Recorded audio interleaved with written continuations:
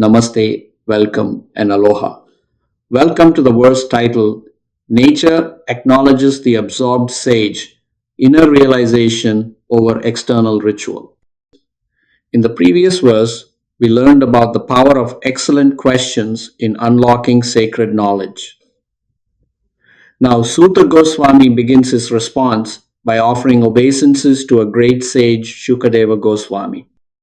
This verse describes a profound spiritual truth that inner realization transcends external ritual. This is a liberating teaching about what truly matters on the spiritual path. Let us explore this profound verse. First, the verse in its original Sanskrit, Sutuvach, Yen Pravrajantam Nupitam Peta Krityam, Dvai Payanno Virahakatra Juhav, Putreti Tanmayataya Tarvobinedua, Tan Sarvabhuta Hridayam Munimantosme. 2. These words describe the extraordinary nature of Shukadeva Goswami. Let us understand what they reveal. Now, let us go through the raw form of English translation of the verse. The translation: I offer my obeisances to that great sage who departed, having abandoned all ritual duties despite never undergoing the sacred thread ceremony. When his father, Vyasadeva, cried out in separation, "O my son," the trees, identifying with the sage's inner absorption, echoed the response, "I bow down to this saint who resides within the hearts of all beings." This is extraordinary. Let us explore what this means. Now let us look at some core teaching of this verse. This verse teaches something profound and liberating. The core teaching is the supremacy of transcendental realization, inner absorption over external religious rites and social obligations.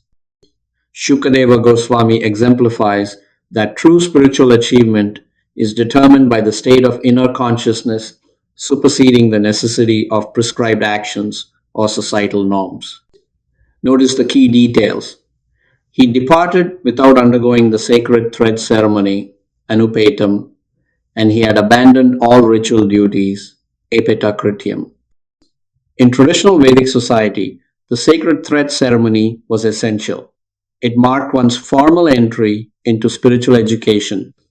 Without it, one was not considered qualified. But Shukadeva Goswami transcended this. His inner realization was so complete that external rituals were unnecessary. This is not license for laziness. This is not an excuse to avoid discipline. This is describing someone whose inner absorption was so profound that external forms became irrelevant. And here's the extraordinary part.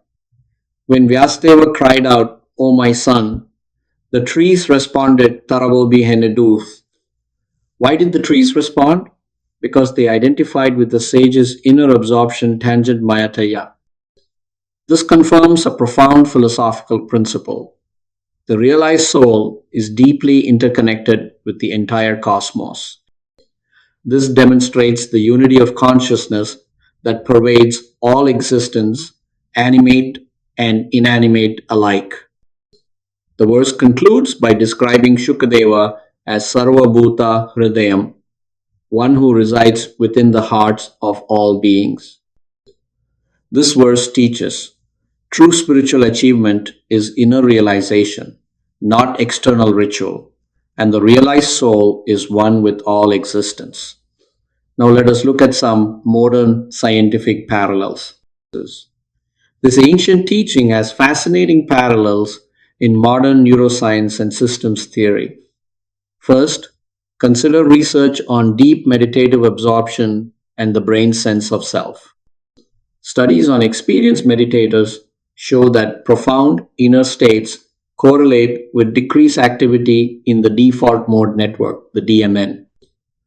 The DMN is the neural circuit responsible for egocentric, self-referential thought and the perception of separation. When the DMN quiets, the sense of separate self dissolves. This mirrors the sage's abandonment of ritual duties, the ego driven need to perform and achieve. Second, Consider the universal identification by the trees.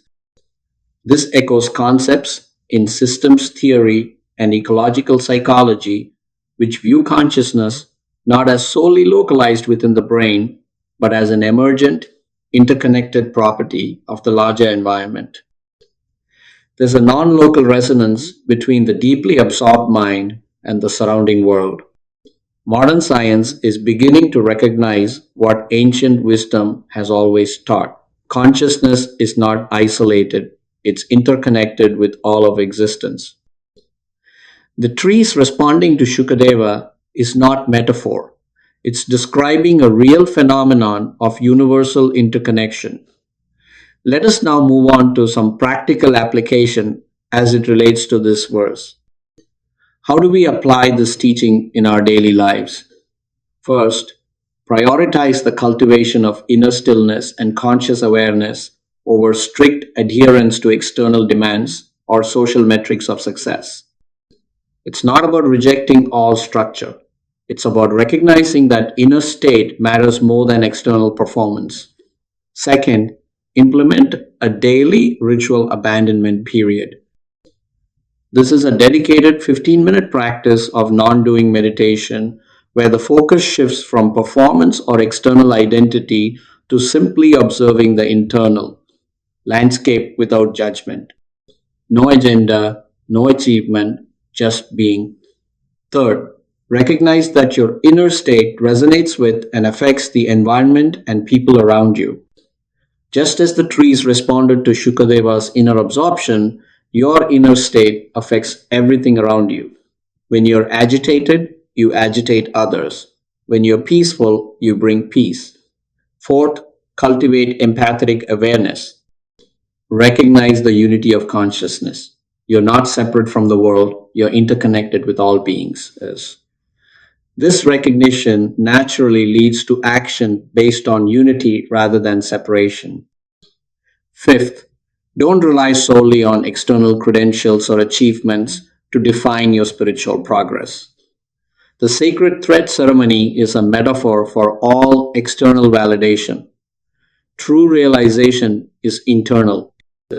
Now let us look at how this verse can help our young people. For young people, this verse offers crucial wisdom about what truly matters.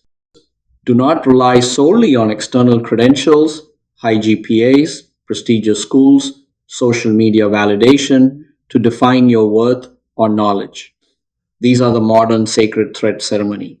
They have value, but they're not the essence. Focus on cultivating deep internal integrity, mastery, and authentic character. These innate qualities are far more valuable than any external status or certificate you acquire. True success is an internal state of being, not a title printed on a diploma. Build your inner foundation. That's what lasts. That's what matters. Now let us look at how this verse can help our older generation folks. For those with more life experience, this verse speaks to spiritual maturity. After years spent adhering to rules and traditions, utilize your wisdom to recognize that genuine spiritual maturity transcends rigid adherence to formality and convention. Focus on assessing the internal state and character of individuals rather than judging them based on their adherence to specific ceremonies or traditional paths.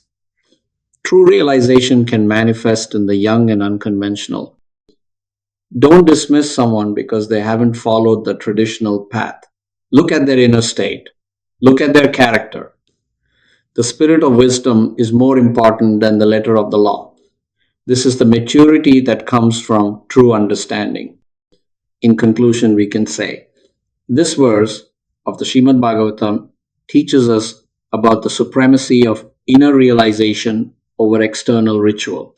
Shukadeva Goswami, despite never undergoing the sacred thread ceremony, was so absorbed in transcendental consciousness that even the trees recognized and responded to him. This teaches us that true spiritual achievement is determined by inner consciousness, not external performance. Cultivate inner stillness. Recognize your interconnection with all beings. Don't rely solely on external validation. True realization is internal, and the realized soul is one with all existence. Thank you for exploring this verse with me. Thank you, Namaste, and Mahalo for joining me in this exploration of this verse. Nature acknowledges the absorbed sage, inner realization over external ritual. Now we will move on to next verse.